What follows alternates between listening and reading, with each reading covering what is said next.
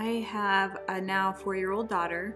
She was my firstborn and had a very, very normal, healthy pregnancy with her.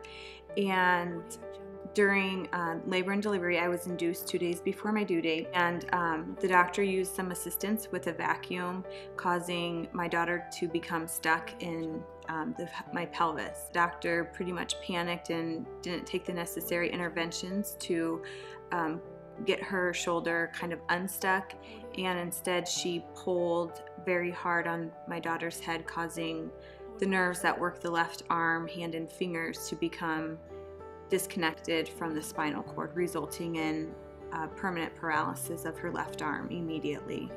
The moment that Shaylee was born and her arm was just hanging down, we knew that there was a critical injury that had taken place. Nobody would really give us a straight answer of how bad it was, and we didn't even know what doctors to go to, and so we were at a loss of being able to talk to anybody about this and what we'd gone through, and were we correct in thinking that something wrong had happened. After talking to several medical professionals and learning about a brachial plexus injury and how it occurs, we knew that Shaylee's injury was 100% preventable, and therefore as a family we decided to pursue litigations for medical malpractice. We had to have lawyers that understood the whole medical mechanics behind a brachial plexus injury. I just didn't want it to be a lawyer who did like personal injury cases. I knew after reading everything,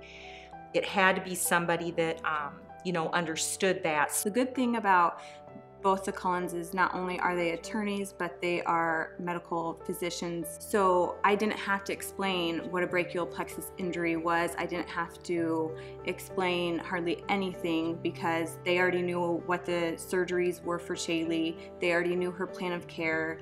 They had dealt with brachial plexus injuries before, and it was already like step one had been done.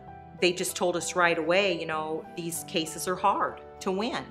And they never tried to, pull the wool over your eyes or sugarcoat anything. They just tell it like it is so that you can prepare yourself. At the end of the day, you knew that they had our best interest at heart, and they wanted to fight for Shaylee just as hard as we wanted to fight, and they wanted to seek justice just as much as we wanted to.